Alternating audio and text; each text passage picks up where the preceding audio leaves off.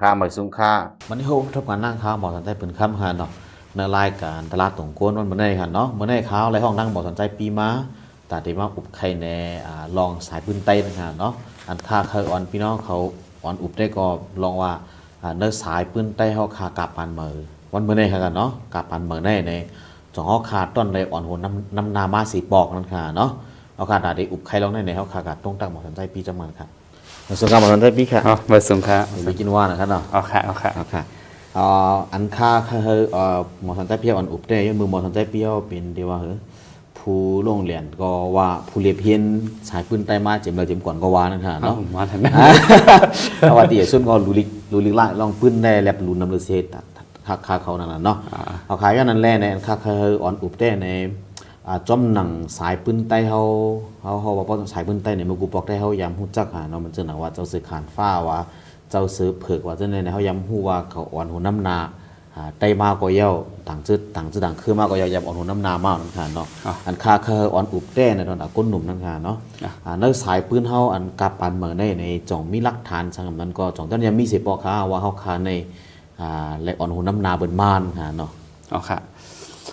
เพราะนั้นก็โอ้ข้อมันได้เอาข้อถามในน่ะนะตั้งไว้ว่าจ่องใต้เขายามเลยเปลี่ยนจันอ่อนโหในสายปืนปั่นเหมอเพราะเราลองสายปืนปั่นเหมอก็เขาก็หลุมมาตัวมือพองเขาโฮมกันกอดตังเมืองโฮมถมเมืองพร้อมโฮมเมียนมาเมืองพร้อมอันเขาโฮมอยู่ตัวเดียวเนี่ยอันนั้นนับสอนว่าเป็นสายปืนไต้ปั่นเหมอเขาเพราะนั้นก็ประมาณด้วยเนี่ยจ่องยำเป็นจ่องไต้เขายำเป็นจันอยู่ที่จันอ่อนโหน้ำน้ำมาอยู่5เนี่ยเพราะนั้นก็ประมาณด้วยเนี่ยอันหันแจ้งเลยเสียเปิ้ลได้ก็มือเห็นก็บัก47นะมือเดมาพร้อมโฮมกันเนี่ยเด็กก่อสร้างเมืองโฮมถมเนี่ยดังนั้นได้ก็เขาจังหันหลักฐานศักดิ์สิทธิ์หลายมิ้วเลยตั้งเหตุหลายอันเนว่าไตเลยอยู่ดีจันอ่อนหวยน้ำหนาตอนตัดเปลี่ยนมาเมืองพร้อมโฮมเนี่ยเฮก็อันนี้ได้เขาหลุดเลยป่องเจ้าไว้ซึ่งนั้นครับก็เบื้องนั้นเนี่ยในสายพื้นมันได้เทว่าตอนตัดเลยลดแล้วได้ก็เลยเจอเยอะบกชกอ่องสั้นอันนั้นได้ก็มีข้อเทงก่อนก็เพื่อว่าเขากอดปึงอิงเขาไว้เลยมันเพื่อว่าตอนตัดกอดทางเมืองโฮมเมืองพร้อมโฮมเมืองโฮมตุ่มนี่เพราะว่าปาไต้เนี่ยก็เมืองโฮมตุ่มในก็เปลี่ยนมาเลยยันเบอร์ซึ่งนั่นเนี่ยให้อย่างข้าววานซึ่งนั่นเนี่ยฉันเชื่อว่าไต้เขาป้าไว้เนื้อจันการอ่อนหูตอนตัดตั้งเป็นเมืองพร้อมโฮมในมาเนี่ยก็ไม่มีขอถามให้อย่างไรบางกลุ่มเนี่ยสมาเฮ็ดไว้ที่เมืองไต้นะก็เพราะว่ามันไต้มันติดอะไรมีเสียเมียวๆแหละอันเปิ่นติดอะไรมาหาเขาอะไรอันเปิ่นติดอะไรมาเจออย่างเขานั่นก็เปิ่นโลหิมิมเปิ่นอะไรเรียนจูเขานั่นอ่ะพวกเปิ่นมาเรียนจูเขาก็ตีสุดเขามีโคลีนั่นก็มีเงาลายอันเปิ่นโลนั้นยังเปิ่นเสนอปังกลุ่มในจุ่มอะไรมาเปลี่ยนดีเมืองไต้น่ะดีปังลงเพราะนั้นก็เนื้ออันตอนใดเปลี่ยนมาในก็เมื่อพร้อมโฮมในมาก็เลยมีลองเซตเถงกันหลายๆข้อแต่เอาเจมาสุนผัดออกเจอในก็เลยเถงกันมานั่นน่ะนะอยู่ที่ผู้ช่วงซานได้ก็ต้องไปผัดให้อย่างต้องไปโฮมกันซัมโปติลัดลองผัดออกนั่นดีเนี่ยแค่เจ้าฟ้าเขาเตียวนั่นตื้อก็ว่าตื้นเตียอะไรป้าอะไรต่างโฮมเนี่ยพวกนั้นก็ผู้ช่วงซานก็เลยยอมขนาดนะถึงดีหลักฐานศักดิ์สิทธิ์แล้ว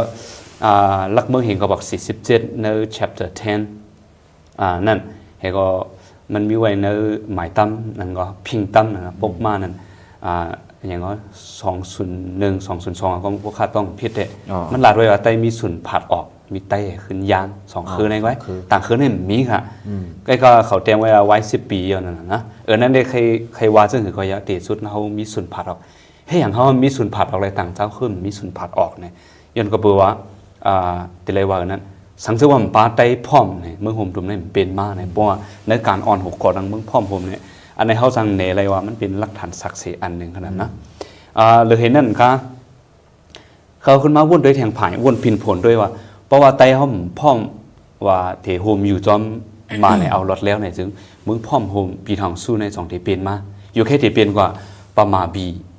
ลุลาเยเนี่ยอาจจะเป็นกว่าซึ่งนั้นก็จังเป็นอะไรก็เขาปีทางสู้ในที่แอบเป็นอะไรเห็นก็อันนี้พอไต้พร้อมนะแค่สำหรับมีที่อย่างว่าตอนนั้นมาเป็นเมืองพร้อมโฮมเนี่ยก็คือขังช้างไต้มานพร้อมกันเพราะนั้นขังช้างเขารู้ป้อมปลาไต้2เขาเทพร้อมเลยเขามาด้วยเงาลายมือย้ำนั่นแต่แค่เขาเทพร้อมให้อย่างคำว่าซึ่งนั้นเนี่ยก็คือว่าก่อนไปอุบทั้งผู้ช่วงสั้นเนี่ย เจ้าคือขังช่างใต้เนี่ยเขาเลยหุมกันว่าเขามีตั้งไม่เจอไว้ว่าก็คือกูเจ้าคือหลงไปกินเจ้าคืออ่อนไต้ขังช่างนั้นจะเป็นเจ้าคือสันลอยและตอนใดที่เกียรติเคลองห่มลมลองขึ้นยาเมื่อก่อสร้างลองขึ้นยาเมื่อสูงจ้อมกันนั่นเนี่ยไต้ขังช่างอะไรมาห่มกันเนี่ยจูขอดพอดมาของสีสูงสุดเมืองกวนเมืองพันสันลอยพร้อมห่มนะตัวป้อนได้เขาแต้มมันเป็นสกู๊ปนะว่าเป็นเช่นนั้นก็ให้อย่างเขากอดพอดมาอันได้นานเนี่ยก็แปลว่ามันเนี่ยลองพร้อมห่มและเคยเกียรติเคว่ามึงกูมึงมันก็เป็นเจ้าคืออยากพอเอาสายปืนว่าซ้ำใกล้ปีปุ่นและยิงใหญ่มากูลองติ๊กไผ่เจ้าคือมันก็ป้าตั้งแทงไผ่จะมีเขตแทงไผ่จะมึงมีมึงกล้าไว้ยังเบอร์เช่นนั้นแหละเนื้อข้าวดังเนื้อย่ำนั่นเนื้อการเมืองเนี่ยสามเมืองหลงนั่นอยู่สี่เมืองตีจางมาเป็นพี่หลอกเงินต่อเจ้าคือเมืองสันลอยยันเปอร์เซ็นต์นั้นเขาจูมาพร้อมกันเพราะว่ามาพร้อมกันสังเกตว่าเต็มพร้อมในจึงบอกว่าขึ้นเขาสองคืนนั่นก็อัพแค่เขาเต็มพร้อมจอมตอนนั้นอยู่จอมเมืองห่มตุ่มในกันนะเพราะไต้ว่าไต้เต็มเป้าเนี่ยอัพเขาก็ตีเขามาแต่ว่าป้าเนี่ยเขาตื้อหยุ่มเรื่องนั้นกันนะก็เปิดสายปืนมันเป็นมาอะไรเขาก็จังลาอะไรหูปากเต็มว่าก็เปิดว่ามันเป็นมาหนักนะก็แอบตัวเงาลายได้ลองเขาไม่เจอลองเขาขอดโฮมกันขอดพอดจะในของสิสันลอยสูงสุดนั่นได้ยังอันตัวนั้นได้เกียรติเคก็เปิดกูพีเขียนหลายๆตั้งนะย้อนนั้นแค่เต็มแต่ว่านะแค่เต็มพร้อมจอมมันจังเป็นไรพวกคนมาเว้นด้วยแทงไปแทงอันนึงซ้ำไว้เสียเขาเอาเป็นเบื้องหลอดเร็วมาเยอะก็เปิดเนื้อเมืองในมันมีหล่องเพ่งเป้งมาเยอะนั่นเพราะนั้นก็ตอนตัดที่แม่เมืองเฮลีนั่นก็ลูกตีเจ้าฟ้าไต้น่ะเหมือนนั้นเจ้าฟ้าไต้เลยอ่อนหูจัดเฮ็ดปังกลุ่มยีราขันนะปังกลุ่มลงตีต้นตีอันนั้นเป็นปังกลุ่มพ่อมโหมเจ้าคือก็คำป้ามันอันนั้นก็เป็นเจ้าฟ้าไต้ก็อ่อนหูขนาดนั้นเพราะเจ้าฟ้าไทยก็อ่อนยังอันนั้นตอนตัดที่แม่เมืองในเฮลีนะเพราะนั้นก็การแม่วันแม่เมืองเนี่ยก็เจ้าฟ้าเขาก็ยำในอ่อนหูมาได้ถึงที่ชมบอเผียวก็ถึงจันซิมอาณาถึงเมืองก็รีซินลองตั้งอันว่ากอบสังในซิมอันวันเขาก็ไล่ลัดว่าก็เบอร์แชมหมูนะครับนะก็เบอร์แชมหมูอันที่ต้นที่อันเขาอุกกันไว้ที่แม่หลักเมืองนั่นเขาห้องว่าเฟรหมูแชมหมูก็เบอร์ไต้อ่อนหูเลยเมื่อยามนั้นหูเปาเป็นเจ้าคุณคิวค่ะอ่อนหัวต่างละก็เป็นอยู่ดีกันในก็เขาจังหันเลยว่าเมืองในซุกซักนิ่มซ้ำเพ่งไปมากก็ไต้เขาก็ไล่จุกเปลี่ยนเนี่ยอ่อนหูเจ้าคือก็ตอนดัดที่เมืองเฮลีก็มันหรืออะไรอินแห้งและอินแห้งยิบกองกลางอินแห้งอันเปิ้นมีอะไรเปิ้นซิมอาณาแบบเขาเลยตกซุ่มมาอันนี้ซ้ำแทงอันหนึ่งเพราะแทงอันหนึ่งเพราะเขามาด้วยหลักฐานศักดิ์สิทธิ์มันอันหันเลยแทงอันหนึ่งซ้ำเจ้าคือในเมืองไต้เนี่ยค่ะเขามีเจ้าคือตั้งนำตัวเร็วได้ก็เปิดได้เปิดพี่ใครจอมการอ่อนหูไต้เงินค่ะเนี่ยก็เปิดไต้เขาเคยเปิดอ่อนเคยเปิดจอมเขาก็เฮ็ดเปิดเคยจอมเขาก็ไปป้าอยู่แค่เมื่อก่อนเนี่ยมือเงาไล่มือเห็นเขาบอก40เซนเจ้าเขื่อนมีในเมืองไต้มัวค้างมัวค้างก็มีในเมืองมัวค้างมัวลอยมัวปะโอ้มัวว่ากูเมียวเนี่ยเขาก็ยอมรับและแต่ว่านั้นเหมือนไต้เป็นปีไอหลงเปิ้นไว้เพราะนั้นก็ให้อย่างเขาว่าจังนั้นน่ะนะก็เบอเขามาอยู่จอมไต้เนี่ยเขาเลยน้ำต้นพรนี่หลายเมียวเนาะเหมือนจังเฮาว่าเจ้าคือวันได้บ่ซ้ำต้ยเขาหรอกแต่เอาความลัดเนี่ยก็ความไต้เนี่ยก็เขามันเป็นความใจไต้เจ้าเนื้อศูนย์กลางเนี่ยพอก็มอแต่เอาล้วนดอกก้นเฒ่าแกมีตัวเร็วแกเคยก็เบอตุนจะฮักคือเพิ่นนำมาเขานำมาให้ใครก่อสร้างปึงฝังซื่อคือเขาแหละจูก้นหนุ่มปันเหมออยู่แค่เขาเดิมใครเห็นความไต้จังเป็นก็เมื่อก่อนในเตะเชมือเล็กหนุ่มตัวบอกเผียวคนเท่าเนี่ยหมกความไต้กันก็ลองกินลองเยี่ยมก็มาเอาดีไต้กว่ากำพองก็มีบางเจ้าก็เหมือนถึงซาขมจะเนี่ยนะบางเจ้าอย่างก็ซาพี่ว่าซาขมว่าจะเนี่ยก็วายอยู่ครับนะก็ว่ามันก็เป็นความไต้กันอย่างใจใครว่าหรือว่าก็เยอะมันหนึ่งลองให้ลองตึงจะเนี่ยเดี๋ยวเจ้าคือพี่น้องลอยเขาพี่น้องปอโอเขาก็ลีโคนุ่งเขาจะเนี่ยก็นุ่งจึงเหมือนจึงกวนไต้จะเนี่ยแล้วลองให้ลองตึงก็เป็นกองไต้ก็อย่างก่อนเรื่องสุดมาการนกเนี่ยก็ตึกการจึง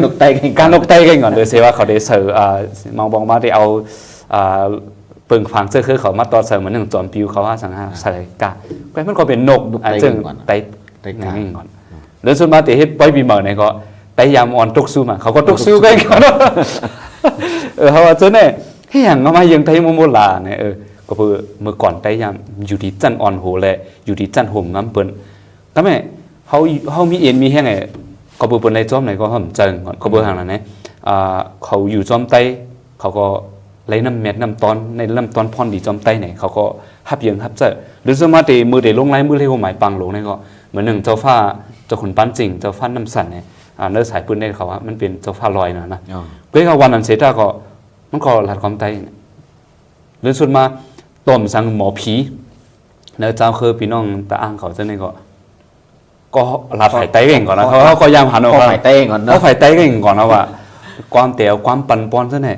แต่ว่าเจ้านี่มันเป็นเขาว่าก็เบอร์แทงภายหนึ่งก็เบอร์ไตห้ามยิงใหญ่มาในสายปืนก่อตั้งหนึ่งแทงอันหนึ่งยินเย่พิงทุ่งเจ้านี่ก็ห่มง้ำเขาก็ว่าซึ้งลุยหูถวยฮับการอ่อนหูไตไว้เนี่ยมือก่อนกันนะยังเบอร์เจ้านั่นแหละเอาพอเขามาตัวเจ้าในตั้งเสียงแต่ว่าให้อย่างเจ้าคือในเมืองไตผมเคยสารคัดไตทางหลังต้มสังเขาได้มาเฮ็ดวันเจอจัดจึงไตเนี่ยตอนนั้นได้เป็นมาวันเจอจัดจึงไตไล่อุบกันหลายๆเมี้ยวนั่นเรื่องสุดมาไล่เฮ็ดมาจอมปิวเมืองไตเนี่ยก็เรื่องสุดมาไล่เอาเปิงฝางอันเป็นเสื้อคือไตเนี่ยก็เฮ็ดไว้นั่นเรื่องสุดมาความเพลงยอมหมุนนั่นก็ความต่างจอมปิวนี่ก็เป็นความต่างจอมปิวไตเขาก็โฮมห้องโฮมเฮ็ดมาเก่งกันเมื่อก่อนก็นับสอนมาเป็นตอนดำเมืองไตเนี่ยก็ป้าเขาเก่งกันเนาะป้าเจ้าขึ้นในเมืองไตเผยก็คัดเผยก็สั่งมาแต่เมื่อนั้นไตมีตัวนี้เนี่ยสักเสว่าไตยามอยู่เป็นจันอ่อนหัวเจ้าคือในเมืองไตก็ฮับจอมการอ่อนหัวปนในสายปืนได้ก็เขาจังรัดไหลเต็มทนว่าไตยามในสายปืนปันมาเนี่ยไตยามอยู่เป็นจันอ่อนหัวมาเตะอยู่เนี่ยจอมโดยขอถามนั่นได้ใครตอบเรื่องนั้นนะเนาะอ๋อค่ะพอถอมได้จากนั้นได้เขาว่าลีจะขึ้นจะยุคเดียวนั่นค่ะน้องเบิกกับปานั่นเขาว่าเจ้าเขื่อนเจ้าคืออ่อนเจ้าคือเล็กถ้าว่าเจ้าคืออ่อนก็เขาว่าคนดับเอ๋แล้วของเจ้าคืออ่อนในขนาดเนาะเจ้าคืออ่อนเจ้าคือเล็กเลยเอาว่าเลยจอมการอ่อนการนำเขาเลยจอมพิงเขาทุ่งเขาความเอาลาเท่าเนี่ยเขาว่าเหลียวของมุนเดียวเนาะไอ้ประมาณโดยขึ้นเงาลายแต่เหลียวในซ้ำมันแหลบเคสารคัดไว้นะเนาะเอาว่ามันก็พิษปึงดีเลยเขาข่าวกับหูกันนะเอาว่าติเต้เขาอยู่ร่วมกันเขาก็มันก็อะไรพ่อนี่ถึงบอกทันใจพี่ว่าเนาะเขาอยู่ร่วมเขาก็เขาว่าเขาซุ่มกันเนี่ยมันมีขนาดเตะเจมาเขาว่าประมาณด้วยขึ้นในความรัดเขาก็กว่าได้รู้มันบ้าความเตะเนี่ยก็มันก็วายหยาบมันขาดเขาว่าไว้ก่อนนะความรัดเนี่ยมันอยู่ร่วมกันคือเนี่ยมันก็โมอะไรสู้ก่อนนะไว้ก่อนนะว่ามันก็มีแทงทั้งน้ำทั้งหลายนะครับเนาะพ่อดีเอาครับวันไหนก็ขอถามแทงอันนึงแต่อันปุ่นมาได้เขาว่าเขายำอ่อนน้ำมาหนึ่งค่ะเนาะอันดีใจขึ้นได้เองเหมือนกันเนาะเขาอันดีกว่ามื้อนาในขนาดนี้เขาว่าตาไตแต่เป็นปลายลงเป็นแทงกำหนึ่งเนี่ยอยู่ตั้งนาเป็นอ่อนน้ำเนื้อเจ้าคืออ่อนในแทงก็เขาเป็นพรดีแทงกำนั่นเรียบแบบมีเงาลายจืดพองเลยทำแต่ละหิวได้นั่นค่ะเนาะผมมาลาว่าสองไตเดเฮ็ดเป็นPIอ่อนน้ำเป็นแทงกำไหลผ้าเนี่ยตอนนั้นได้ตอบขอถามในทำเขาหลงมาด้วยว่ายามเดียวเนี่ยไตเขาซ้ำเปลี่ยนอีสังไว้เป็นเจิงหือไว้นั่นน่ะเนาะพอมาด้วยได้คากับคุกสไลอย่างก็ความมกระทะเจ้ากังสือเตรียมไว้ถึงนาๆเยอะเนาะมันว่ากับกิ้งวันเมืองมันเรียกลายมันในข้อความในมันว่ามันซ่านนั่นน่ะบอกว่ามันเปียกเปิงมันเตรียมไว้อยู่ๆก็ก่อนเหมือนถึงตัวอย่างมวลอยู่เนื้อน้ำมาสั่งเนื้อกุ้งมีมวลอยู่เนื้อน้ำสมาอยู่เนื้อกุ้งนั่นนะตัวหนังสือเนี่ยก็อันหันเนื้อตุ๋ยมักปีเหมือนหนังสือนาวายฮีเนี่ยมันเตรียมไว้จากนั้นก็หันข้อหันย้อม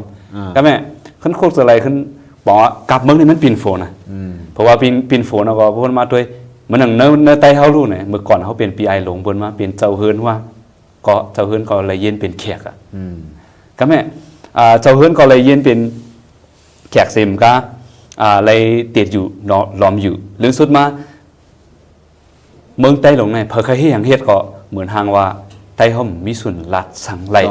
และเพอเคยเอาสังเอาก็เอาว่าเพอเคยหิมสังหิมก็เหมือนทางเกี่ยวดังเฮาไว้คนเมืองไต้ได้วนๆไหนก็เจ็บเจอนั่นก็เสียหลายและเจอจ้าเจอตกเจอโฮงกันอยู่เสตาก็ให้อย่างเขาปิ้มมั่มมีส่วนลัดสังไรลาเนี่ยพอมาด้วยซึ่งนั้นมันเหนียวว่าไตเขาเนี่ยจันอันเป็นPIอ่อนน้ำเปิ่นมาเหมือนเมื่อก่อนนั้นอันเป็นเยอะเปิ่นก่อนสังกินไตเยอะเรื่องสุดมาเปิ่นก่อนตั้มหันว่ามีไตติไรนับถือนะอย่าว่านับถือติไรเก่งใจในก็อัพตั้งเต็มเบี้ยนะเหมือนอย่างเนอเจวิงไตหลายทีเนี่ยไว้เสียเปลี่ยนมา อย่างก็แผนการลูกพื้น102เซนในเช่นหัน แจงแรง แจงเลี้ยงเหมก็ไต้เอาซ้ำเป็นไปเป็นตูอยู่ควายต่อกันมาสร้างเตนา เต้นนะ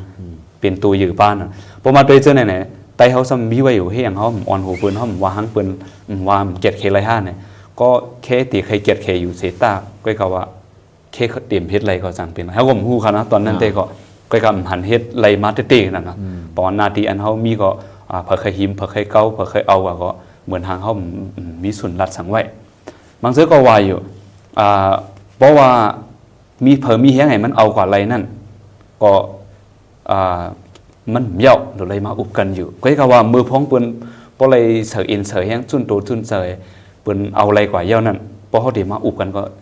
ผู้กาปืนก็มีเสียงลัดมีลองห่มงำตื้นนำก็เบอร์เผอก็ที่คือกะย้อมหลังเนาะเขาบ่เลยเป็นฉะนั้นเด็กก็มันได้ลองว่าไตเงาลายไตเขาเนี่ยมันเหลียวและปีไอก็อับแลบเป็นเยอะพอมาด้วยฉะนั้นก็แม่พวกนั้นก็ให้อย่างเป็นเสื้อไหนล่ะเนี่ย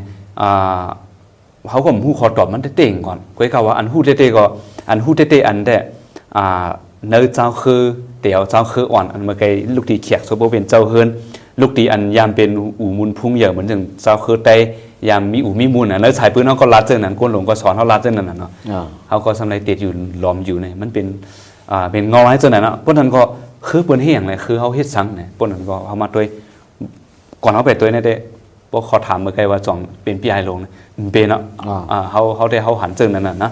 พวกนั้นก็เฮียงแลปืนซ้ำเฮ็ดซังไว้อยู่เขาเฮ็ดซังไว้อยู่ในเขาลงมาด้วยกำเพราะนั้นก็เนไตเขาได้ก็คือเขาหญ้าต่ำหลายๆเมี้ยวก็ป้าเขามั่งเฮ็ดหลายๆเมี้ยวก็ว่าเตี่ยวการลุกพื้นแทงตอนนั้นซ้ำแลบเขาหลงลืมไว้เต้ๆในมันเป็นการปกป้องคนหนุ่มเขาไว้เพราะเราลองการปกป้องคนหนุ่มป้องมันเป็นการปกป้องแห้งตื่นกลตอนดาที่สร้างลองขึ้นอย่างเมื่อสงมือน่ะเขาหลงเลยป้องเจ้าไหนกันนะเห็นก็มือพองเจ้าคือเหมือนจังเขาลัดตัวอย่างเจ้าคือพี่น้องตะอ้างเขาเนี่ยพี่น้องลอยเนี่ยเมื่อก่อนเนี่ยเขาอยู่จอมกันมาในโรงเรียนซะเนี่ยเคยหยาบเคยผ่านซึ่งว่าการเฮ็ดให้เขาต่อสู้เตะๆเหมือนอย่างโอ้ยก็เขาซะเนี่ยเขาขึ้นเฮียนซะเนี่ยก็เขาก็ยามอยู่จอมเขามาเขาก็คัดเจอเตะๆก่อนแต่ซัมโปต่างๆอย่างก็ออกโรงเรียนเป็ดเลยลองหากินเล่งตองก็มาบอกมากว่าเป็ดกอดีกอตังแล้วส่วนมาซ้ำมีอันมาอ่อนหัวอ่อนกันให้เขาตีเฮ็ดจังไหนเขากึ่งตีเฮ็ดไหนเนี่ยซ้ำมีอันมาจี้สั่งก่อนว่าอ่อนน้ำเฮาคนหนุ่มหันเส้นตั้งแจงแรงยันเบิดคนหนุ่มเขาทุกผัดเพกว่ากูตีเจ้าคือบันไดก็หอมแห้งเมื่อเด็กได้เฮ็ดเล็กบ่เฮ็ดเล็กจะหับคูยก็มาเข้าหับถามกันในฐานะใส่เนี่ยเกี่ยวกับลองในห้องการลงบองซึ่งซะเนี่ยก็หันก็เหมือนเรื่องตัวอย่างที่นำคำเป็นเขาหมดน่ะแต่จะเมื่อเขาไปฮุบซิมเอาที่มึงนำคำก็เงาลายแผนการก็อัพเขาบ่หันเตตาแล้วบอกว่าเป็นข้าวอันเปิ้นหอมอินหอมแห้งต่างเช้าคือก็อัพเตเฮ็ดนั่นไงพอมาด้วยพี่น้องขังเขาก็เสือเอ็นเสือแห้งนั่นแหละเพราะนั้นก็กูเจ้าคือเนี่ยเป็นแมนพองเสือเอ็นเสือแห้งปกป้องคนเผอคนมันเพราะนั้นก็ไตเขารู้การปกป้องคนเขาเนี่ยซ้ำมีน้ำกาหื้อเนี่ยพอมาด้วยเนี่ยมันเตขนาดนะเตปกป้องว่านั้นเฮามีน้ำกัดตั้งแขนเนี่ยพวกเราเดี๋ยวมาขึ้นมาก่อสร้างวันเมืองเขามีต้นเจอฮักคืนเนี่ยแต่คนเมืองจะไหนก็คนเมืองคนหนุ่มไตเขาจะไหนก็อยู่จอมเขาอยู่จอมกันเขาพูดกันหรอเพราะใหญ่มาอินหลูหากินเล้งต้องมาอินหลูใครหาไปมังมีส่วนตัวมันบอกใครเกี่ยวกันเจอกันคือบนหลัดมามังเจอตั้งว่าพบกันไม่ได้เขาเคยเฮ็ดเขาเคยอันเฮ็ดอันเกี่ยวอะไรก็ให้จะไหนก็ยำยิ้มมากขนาดนั้นตัวโทรเขาแห่มือพ้องเจ้าคือเป็นคัดใจนั้นเขาทำเรียบพังกูภายในการปกป้องล้วนก้นหนุ่มปานการปกป้องแห้งตื่นโกนเอาซ้ำเหมือนหังมันยบย้อมไว้นะอย่างเปิดเช่นนั้นแหละผมมาด้วยเจอในเด้งเงาลายมันหลีเตะครับตอนทัดเด็กก่อนมื้อนานเนี่ยโกคนตัวเฮาค่ะกวางหาเนาะอันเฮาลาดเนี่ยก็มารับว่าพี่น้องร้อยเจ้าคืออ่อนว่าเขามาอันเฮาอันในเฮานะอันคาอยู่ยามอันเฮาอุบกันแน่มันจะตอนไหนจังเบิ่นหากันเนาะจังคันจังข้าอุบกันแน่เฮาที่ปกป้องตัวเฮาเท่าตื้อหลีมากันนะเนาะเฮาว่าจังเบิ่นในปกป้องตัวเจ้าก่อนนี่มันเกี่ยวหังกันนั่นค่ะเนาะในเฮาคนมาถ่อมเฮาป้องจะแจ้งเลี้ยงไว้คั่นนะจะว่าสิเขาหมดครับเฮาลัดนี่ว่าเขาไล่พ่นดี เขามาอยู่จอมเต้เขาเลยพ่นดีสังก่อนในแก่กันเนาะอันเขาเลยพ่นดีกันเขากลมเลยก่อนเดี๋ยวเอาหมดเลยก่อนหิมมากขึ้นเขาการนกแค่หนูเลยจุ่มๆเอากากาแรงนะเป็นตั้งเขาต้องโหลดสอนปันไล่โดยสอนบันแทงก่อนตั้งการนั่นเจ้าในหนูเลยการที่ในห้างนี้ทั้งหนูเลยเอาหัวมือกับสอนบันแทงก่อนกันเนาะเพราะว่ามันเป็นเดี๋ยวว่าเป็นพิงเงพิงทุ่งอันมันงามตาในเปิ้นก็กึ่งลีเลยหันเรือเสียนได้แทงเขาตั้งหนูเลยไว้เจอเจ้านั้นเพราะเป็นพีไอกันเนาะแค่นั้นแหละอันลาดก่อนแน่นะอัน5-2ก็ตั้งบ่สนใจมาอุบกันแน่มันจะว่าตีเลยก่อนจังคืนนั่นเลยคืนนั่นเจอนั้นกันเนาะก็ลาดในว่าอันเจ้าคืออันมาอยู่จอมเต้ในเขาเลยพ่นดีสังเต้เลยเต้ซ้ำมันเป็นศักดิ์ศรีอันลาดในว่าได้ยำอ่อนหูมายำน้ำหนามาในกันเนาะก็มากกของพี่ด้วยอารมณ์เขาในก่อนเซ่เจ้าคืออ่อนเจ้าคืออ่อนเนี่ยเจอกันเนาะเขาหลุดได้จมกันเนาะเอาค่ะเพราะไหนตีมาแกนั่นว่าก่อนนั้นหมอสนใจเขาขึ้นเคยสืบอินกันเนาะเขาว่าตีเลยปกป้องก้นหนุ่มในเขาว่าเขามือตะเหลียวในมือยำเป็นมาได้เขายำอ่อนหูน้ำนามาแฮก็จูปวดมาในแก่50 ปี40-50 ปีมาเนี่ยเขาขึ้นถอยหลังกันแล้วเป็นพาเท่านั้นด้วยค่ะเนาะอันเท่านั้นนะเขาซ้ำตีเลยว่าเอาถ้าเขาลูกดีทหารมอสันใจปีกันเนาะมันซ้ำพี่เหียเปลี่ยนเท่านั้นมากค่ะนั่นเนาะเป็นลูกเดียวว่ายำอ่อนหูน้ำนามาอยู่แล้วก็ขึ้นกลางคำว่าเป็นมาอันตกตั้งแต่บนหัวเป็ดให้อันปืนป้อมคือเขาว่าเจ้าคืออ่อนมังตื้อสมผมคือหันว่าเขาในเป็นเจ้าขึ้นมันก็กึ่งดีเป็นเท่านั้นไงอยู่เนาะไล่อยู่แค่ไล่เขาอยู่แล้วช่างไล่เขากินนั่นค่ะเนาะค่าพวกอินดีขาหันกันนะเหมือนซึ่งมือตัวเนื้อสายปืนอันหันเจียงอันนึงเหมือนเรื่องสายปืนลูกพื้นขนาดเนาะพอตัวเนื้อสายปืนลูกพื้นไตก็มือจังเตะในซ้ำเพิ่นก็นับยำไตย่างก่อนเขาแต่เอาการเมืองเจเหมือนทางไตเขาเลยน้ำนาเพิ่นไว้เหมือนซึ่งตัวอย่างมือพันเจ้าแสงซึกเขาเจ้าจ้างเขามีนั่นเขาก็ลงแดนการเมืองเตะเพราะเขาพออุบตั้งมันก็เขาจุกมันโหมาเป็นไงอุบไหลเขาก็ตำรวจย้อมสั่งให้อุบเรื่องสุดมาเอาป้ายวนวาก็เขายังมีป้ายวนเลยคือเมืองในลีหรือเซซึกมันอันเขาอุบมือปานเนเว้นค่ะเนาะตั้งเจ้าจ้างเขาอุบกันนั่นกับอุปตากุ้งคำซื้อค่ะนั่นตั้งอย่างเขาเจ้าจ้างยองหุยเขาอย่างเขาใจปั่นเขาจะเนี่ยเขาก็อุบกันที่ตากุ้งนั่นเขาเลยดูปืนมันว่าเห็นก็เมื่อย้ำนั้นซ้ำเพราะว่ากระบวนการอ่อนหูได้ก็แค่ไว้ป้ายวนก็คึกหรือเสียปืนไว้แหล่แห้งหลัดจ่าในการเมืองก็ซ้ำเดี๋ยวว่านั้นมันมีไว้จึงขนาดไหนมีป้ายวนเจียงแรงแหละพอยก็ซ้ำมีลองตอนใดเสพเถงต่อในการเมืองเปิ่นก็นับถือเขาเตะมือย้ำนั่นเฮียงในตัวเร็วซ้ำเขาเปิ่นซ้ำนับถือเขาเฮียงในเขาซ้ำลูกตีอันเหมือนหางใหญ่เหมือนหางขึ้นเล็กกว่าลาเนี่ยเพราะตั้งหันถือว่าได้ก็การอ่อนหัวอ่อนน้ำเกี่ยวกับลองไปหูในการเมืองก็เยอะในการเฮ็ดเธอเจ้าคือซ้ำปอนับถือเขาเจอในก็มันก็ได้เกี่ยวเป้าบอกว่าผู้อ่อนหัววันไหนเนี่ยพอเอาปอนนึงนั่งมือก่อนเนี่ยมือก่อนอันวันมือปานเจ้าจ้างเขานะพอเขาลัดลองสายปืนอันเจ้าคือเลยนับอย่างนั้นเพราะนั้นก็เขาเจ้านั้นได้ก็มีปลายวนเลยมีทางเฮ็ดเลยลองลัดลองสารลองห้วยลองดุมต่อเจ้าคือเจ้านั้นมันเขาเขียนในอโลวาเจ้านั้นก็เจ้าคือเจ้าในยอมเล่นก็เขาลีและฮัดดูลายต่อไตก็ตัวถึงตัวเลี้ยวได้ก็ผมว่าตอนนั้นไตเขายุบยอมมาแล้วเจ้าคือเจ้าในก็หันว่าพอซึ้งผมเลยพออยู่เรียนก็ได้เลยพ่อนี่เขาก็เตะหาเรียนก็ต่างเจอนั่นแหละอันนั้นได้ห้อมกว่าใครจ้าเปิ้นห้อมกึ่งนี้ก็หันพิษเปิ้นก่อนอันว่าเปิ้นเฮี้ยงซะเนี่ยเขาก็ใครปกป้องคือเขาเนาะพอเขากัดแขนพอเขายิงเหยื่อไว้ได้ก็เผยคำจังมาป่นเปลี่ยนเลยฮัดรูลายเขาถึงตัดไล่กันนะเมื่อนาได้เขาขักมีเสือแห้งดีการปกป้องคนหนุ่มในนำนั่นค่ะเนาะโอเคก็มันเต้นเสร็จดีว่าลึกสุดขนาดนั้นลึกสุดเต้นเสียว่าเดี๋ยวว่าปกป้องคนหนุ่มเลยนะเขาแหลกข้อความอินว่าปกป้องแห้งตื่นเจอคืนนะเพราะนั้นก็เบื่อเขาว่าเช่นนั้นแหละด้วยการเมืองก็หันเงาไล่การเมืองตัวเหลียวในมันเป็นไหนไว้ว่าการซึกก็เป็นไหนไว้การต่วงโกนก็เป็นไหนไว้พอลองเพียนดินวันเมืองก็เผยเคยเอาไต้เขาเนี่ยมันคล้ายๆเจ้าไว้ก็ไม่เขาที่เกลีนะที่เอาแห้งให้ต่อสู้กันเนี่ยก็อินแห้งครับมันมีดีอย่างเครื่องยิบกองกลางแห้งเงินแห้งต้องพองเพราะก็มันมีหลายๆภายกันเนาะการเมืองแห้งหิบหลายๆมิ้วนั่นอยู่แค่พวกเอานั่นต่อสู้อยู่แค่เขา